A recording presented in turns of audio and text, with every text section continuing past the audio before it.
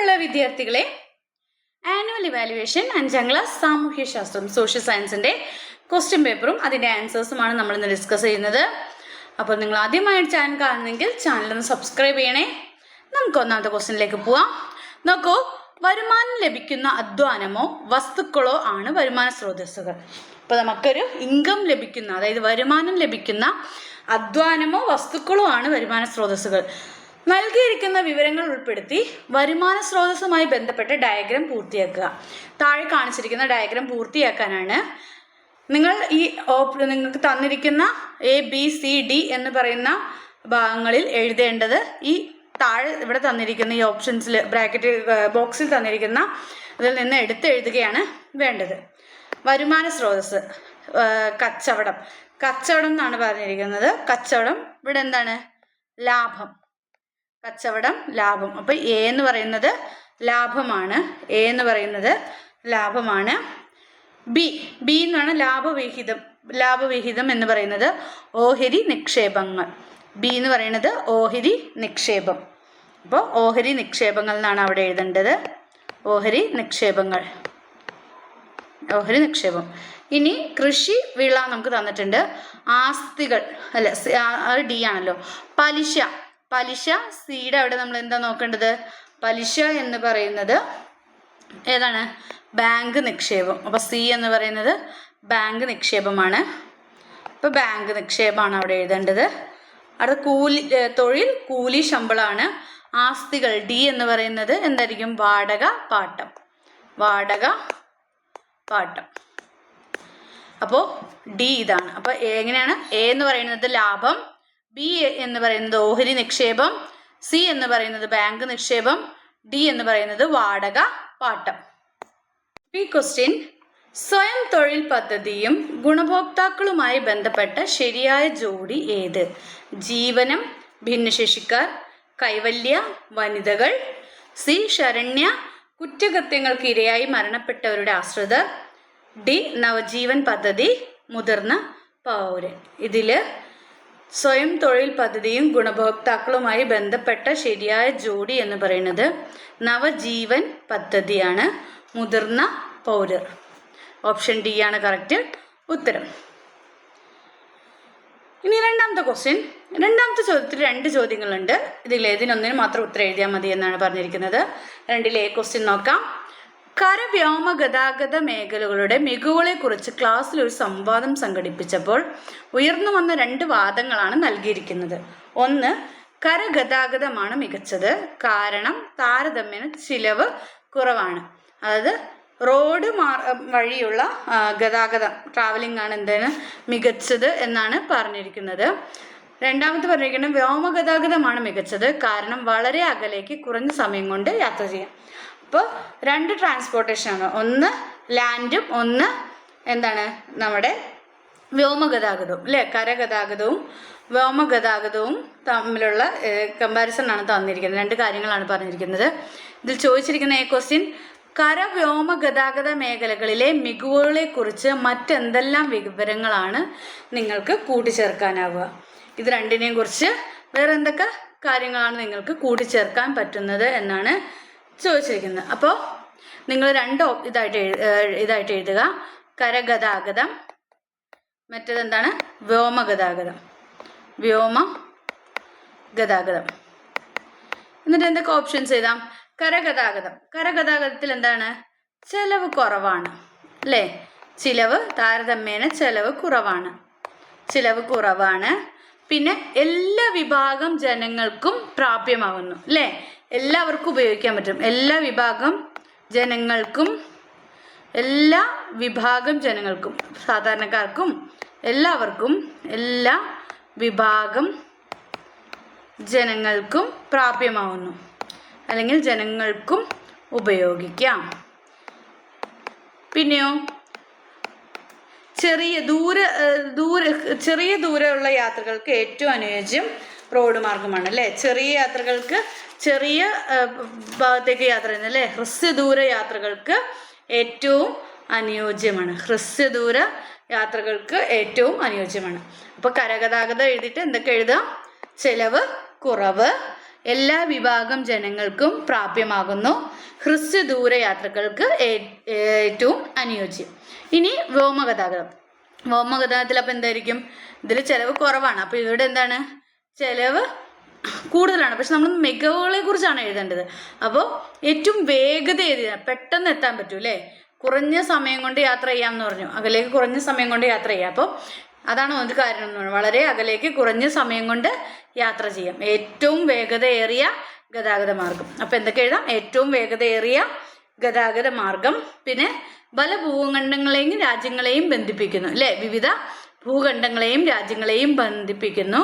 പിന്നെ ഭൂമിയെ ആഗോള ഗ്രാമമാക്കുന്നു.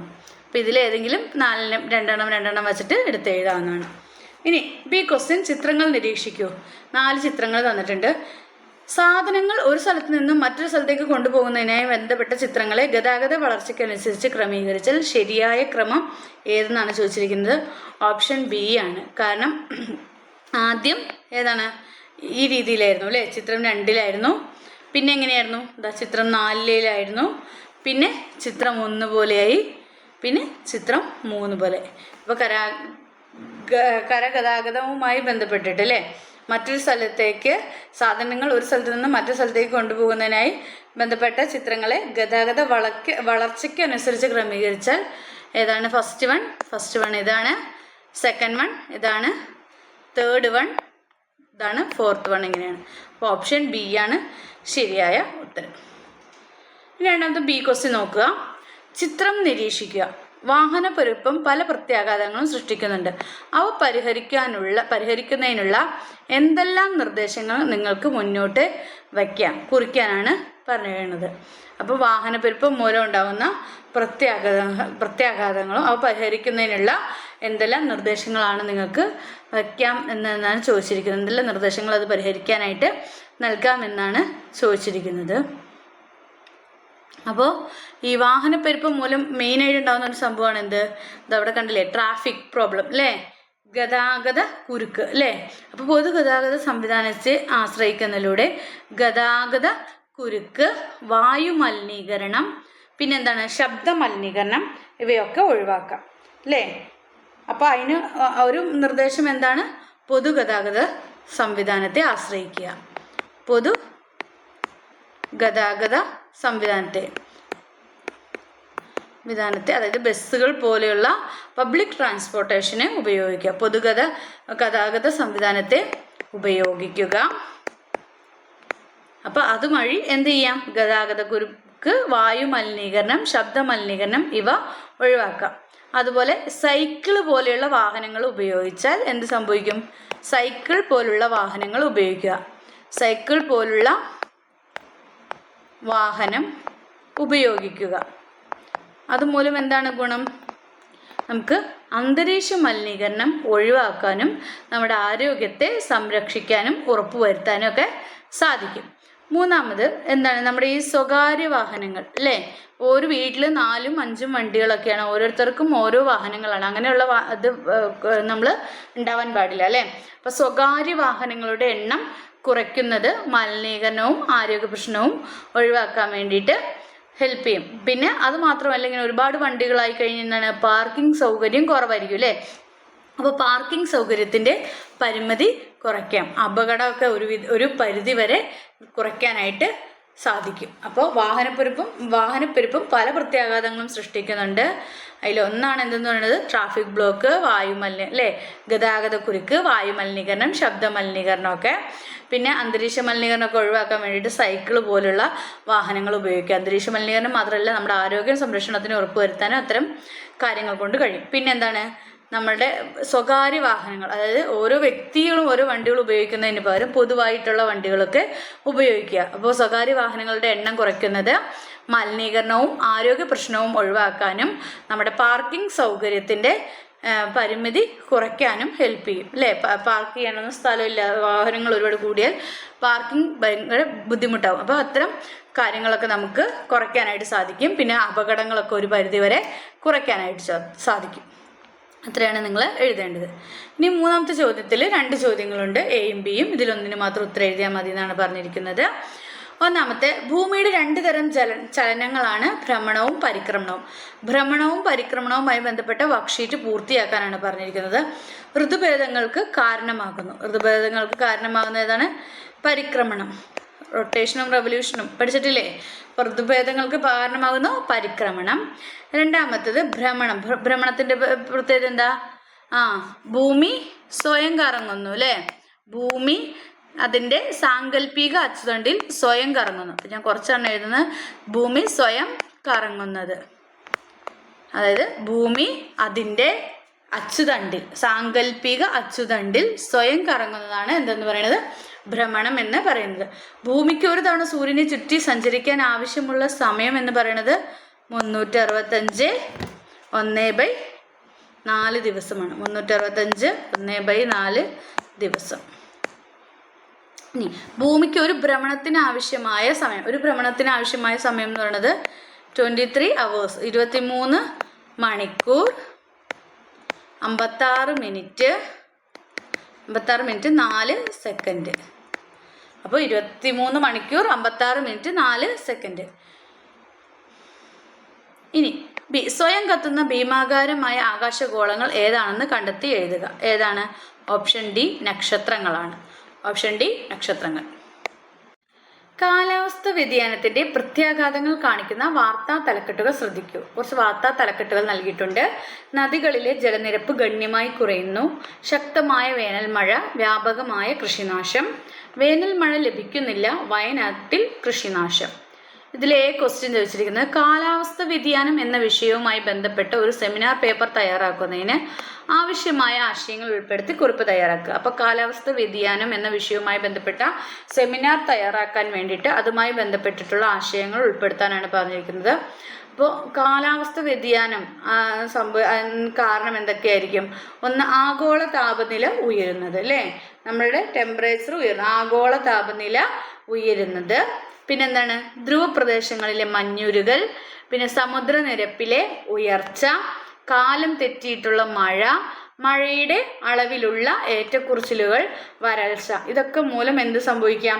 കാലാവസ്ഥ വ്യതിയാനങ്ങൾ ഉണ്ടാവാം. അപ്പോൾ ഇതൊക്കെ ഉൾപ്പെടുത്തി ഒരു കുറിപ്പ് തയ്യാറാക്കാനാണ് പറഞ്ഞിരിക്കുന്നത്. ബി ക്വസ്റ്റ്യൻ, കേരളത്തിൻ്റെ ഏത് പദ്ധതിയുടെ ലോഗോയാണ് ഇത്? താഴെ കാണിച്ചിരിക്കുന്നതിൽ കേരളത്തിലെ ഏത് പദ്ധതിയുടെ ലോഗോയാണിത്? Option C Haritha Keralam mission. Option C ആണ് ശരിയായ ഉത്തരം. ഇനി 4ാമത്തെ ക്വസ്റ്റ്യൻ, 4 കുടുംബങ്ങളുടെ വരുമാനവും അവയുടെ സ്രോതസ്സുകളുമാണ് നൽകിയിരിക്കുന്നത്. ഇതിൽ നമുക്ക് നോക്കാം. കുറച്ച് വരുമാന സ്രോതസ്സും വരുമാനവും നൽകിയിരിക്കുന്നു. പട്ടിക വിശകലനം ചെയ്താൽ കുടുംബങ്ങളുടെ വരുമാനവും വരുമാന സ്രോതസ്സുമായി ബന്ധപ്പെടുത്തി എന്തെല്ലാം കാര്യങ്ങൾ കണ്ടെത്താനാകും? കുറിപ്പ് തയ്യാറാക്കാനാണ് പറഞ്ഞിരിക്കുന്നത്. നമുക്ക് നോക്കാം. ഇതിൽ പി എന്ന കുടുംബത്തിനാണ് എന്തുള്ളത്? ഏറ്റവും കൂടുതൽ വരുമാനമുള്ളത്. അത് നമുക്ക് തിരിച്ചറിയാൻ പറ്റും അല്ലേ? കൃഷി, ഗവൺമെൻറ് ജീവനം. അതായത് പി എന്ന കുടുംബത്തിനാണ് എന്തുള്ളത്? വരുമാനം കൂടുതലുള്ളത്. ഏറ്റവും കുറവ് വരുമാനം ആർക്കാണ്? എസ് എന്ന കുടുംബത്തിനാണ് ഏറ്റവും കുറവ് വരുമാനം ഉള്ളത്. 20,000 രൂപ. അപ്പോൾ ഏറ്റവും കൂടുതൽ വരുമാന സ്രോതസ് ഉള്ളത് വരുമാനമുള്ളത് പിക്കാണ്.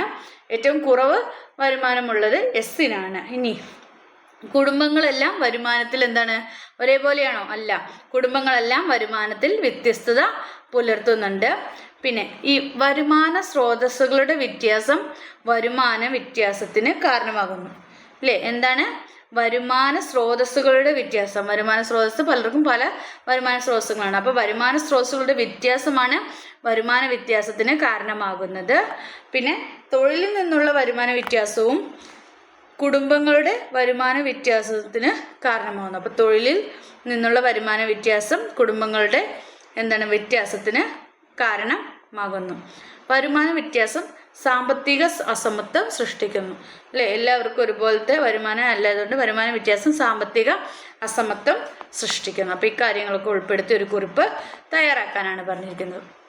ബി ക്വസ്റ്റ്യൻ, വ്യക്തിഗത വരുമാനത്തിൽ ഉൾപ്പെടാത്തത് ഏതെന്ന് കണ്ടെത്തി എഴുതാനാണ്. ഓപ്ഷൻ ഡി നികുതിയാണ് ശരിയായിട്ടുള്ള ഉത്തരം. ഇനി 5ാമത്തെ ക്വസ്റ്റ്യൻ നോക്കാം. ചിത്രം നിരീക്ഷിക്കൂ. ഇവിടെ നമുക്ക് തന്നിട്ടുണ്ട് ഒരു ആകാശഗോളത്തിൻ്റെ ചിത്രമാണ് നൽകിയിരിക്കുന്നത്. സാമൂഹ്യശാസ്ത്ര ക്ലബിൽ ക്രിസ്മസ് നടത്തുന്നതിനായി സൗരയൂഥവുമായി ബന്ധപ്പെട്ട 4 ചോദ്യങ്ങളും അവയുടെ ഉത്തരങ്ങളും തയ്യാറാക്കുക. സൗരയൂഥവുമായി ബന്ധപ്പെട്ട 4 ചോദ്യങ്ങൾ. അപ്പം നിങ്ങൾക്ക് ഇഷ്ടമുള്ള 4 ചോദ്യങ്ങൾ ചോദിക്കാവുന്നതാണ്. അപ്പോൾ ഭൂമി എവിടെയാണ് സ്ഥിതി ചെയ്യുന്നത്, സൂര്യനിൽ നിന്ന് ഭൂമിക്ക് എത്ര അകലമുണ്ട്, അല്ലെങ്കിൽ എന്താണ് ഇപ്പം നമ്മൾ മുകളിൽ ചോദിച്ചില്ലേ സൗരത്തിലെ ഗ്രഹങ്ങളെക്കുറിച്ചും ഉപഗ്രഹങ്ങളെക്കുറിച്ചും ചോദിക്കാം. ഭൂമിയുടെ ഉപഗ്രഹം ഏതാണ്, പിന്നെ എന്താണ്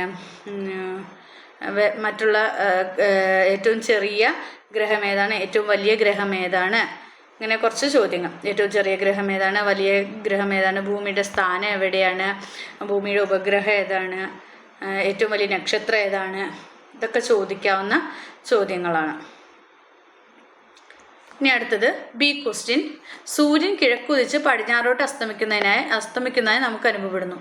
ഭൂമി കിഴക്ക് നിന്ന് പടിഞ്ഞാറോട്ട് സഞ്ചരിക്കുന്നതാണ് ഇതിന് കാരണം.